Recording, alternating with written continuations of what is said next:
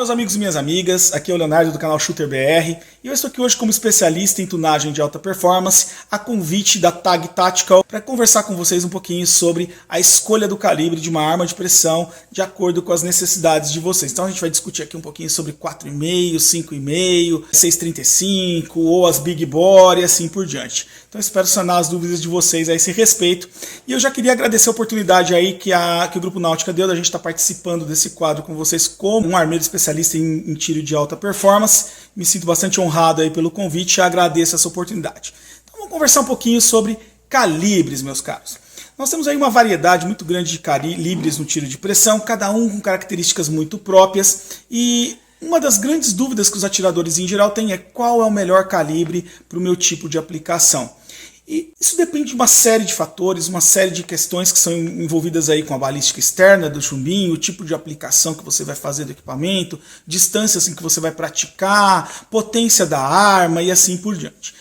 Via de regra, o calibre 4,5 é um calibre de massa menor, ou seja, você tem aí um chumbinho de menores dimensões e com uma massa menor, e portanto ele acaba tendo um coeficiente balístico um pouco mais baixo do que os chumbinhos 5,5, que os 6,35 que tem um coeficiente balístico ainda maior e uma massa ainda maior, e assim por diante. Isso implica em certos comportamentos desses chumbinhos ao longo da trajetória de voo que vão impactar no tipo de aplicação. Por exemplo, os chumbinhos de 4,5 costumam ter uma trajetória mais retilínea em armas de menor potência, por exemplo, uma arma de 16 joules, por ter uma velocidade de saída do cano maior que um chumbinho 5,5 ou que um chumbinho 6,35, eles acabam tendo aí um desempenho um pouco mais alto, né, em termos de curva balística. Eles têm um desempenho com uma trajetória mais linear, mais retilínea, e isso facilita o tiro em curtas distâncias, principalmente, que é quando esse chumbinho com coeficiente balístico um pouco mais baixo se sai um pouco melhor. Quando eu já estou buscando aí a alternativa de distâncias um pouco maiores, ou eu conto com armas mais potentes na faixa aí dos seus 30, 40 joules de energia, a gente passa a ter chumbinhos, o comportamento do 5,5, né, do chumbinho 5,5 um pouco melhor, com uma trajetória também retilínea, assim como acontece com o chumbinho no calibre 4,5 com as potências mais baixas, e isso acaba favorecendo aí os disparos de longa distância. E por outro lado, quando eu vou aumentando cada vez mais a massa do chumbinho, eu vou exigindo potências cada vez maiores da minha arma para conseguir garantir uma trajetória retilínea que vai diminuir o volume de compensações que eu preciso fazer ao longo do disparo. Então, o primeiro fator que a gente tem aí que levar em consideração é essa relação entre massa do meu chumbinho e a potência do meu equipamento.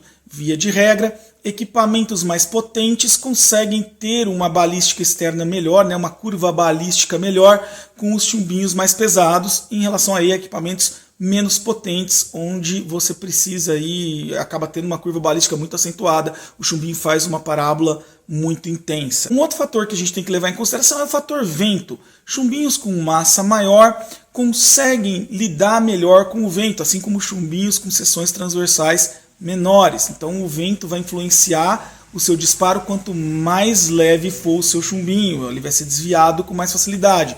Então se eu vou estar praticando o meu esporte em regiões com muito vento, com longa distância, é mais favorável que eu utilize chumbinhos mais pesados, porque isso vai me ajudar aí a ter menos desvios ao longo da trajetória provocados pelo vento.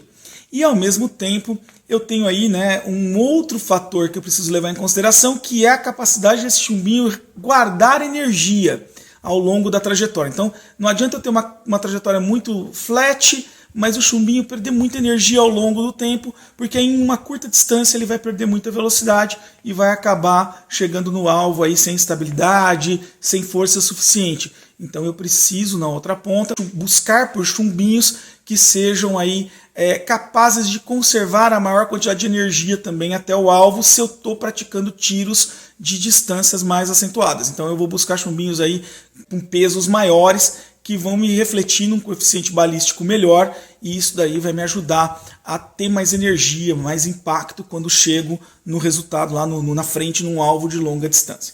Dito tudo isso, a gente pode começar a conversar sobre as aplicações de cada chumbinho em cada situação. Quando eu tenho um chumbinho do calibre 4,5, para que ele é mais indicado? Ele é mais indicado quando eu tenho armas de potência mais limitadas, na faixa aí dos 7 até os 24 joules de energia. E eu estou praticando em distâncias aí entre 10 e 30 metros, 10 e 25 metros, que são as distâncias onde o 4,5 se sobressai pela melhor curva balística que ele tem e por ser um chumbinho bastante estável e conservar energia suficiente nessa distância para que você não tenha essa perda de estabilidade.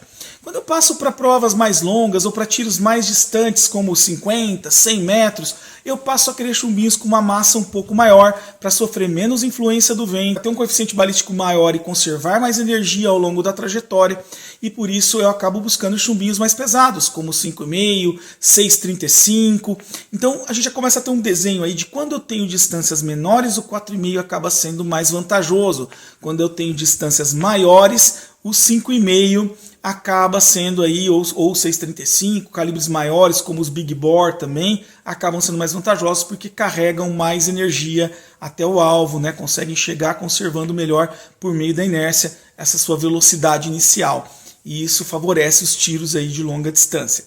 Então, pessoal, essa escolha passa por entender de maneira bastante adequada, bastante precisa o que eu pretendo do meu equipamento, qual é a prática que eu vou fazer, se eu vou estar praticando um tiro esportivo que exige distâncias maiores ou distâncias menores, se eu vou estar praticando uma atividade que está sujeita a vento, que não está sujeita a vento, e no caso de competições eu tenho que levar em consideração também um fator adicional, que é o fator regulamento. Há provas que proíbem que eu utilize chumbinhos de calibres maiores. É o caso da carabina de ar 10 metros, que é uma prova limitada ao calibre 4,5. Assim como a prova de WRBF, né, o Bench Rest WRBF, que limita o calibre a 5,5. Eu posso atirar com 4,5, 5, né, ponto zero, e os 5,5 são os limites que eu tenho impostos pelos regulamentos.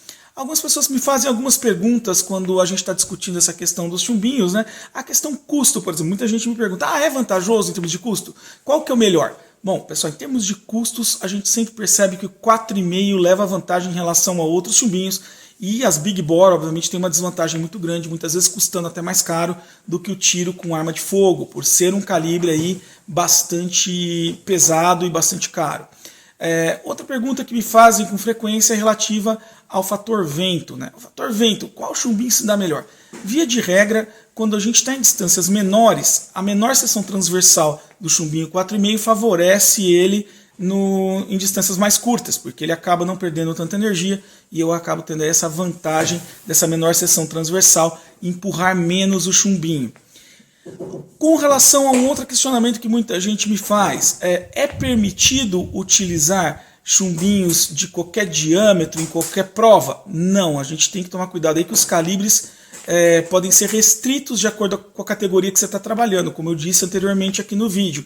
Então eu tenho que tomar esses cuidados, sempre verificar o regulamento da disciplina que eu estou praticando para evitar que eu tenha aí uma desclassificação por estar usando um calibre irregular. É o caso, por exemplo, do Bench Rest na CBTE, que usa as regras da WRBF, que limita os calibres ao calibre 5,5 para as provas de ar comprimido. E isso acaba sendo um fator que precisa ser levado em consideração.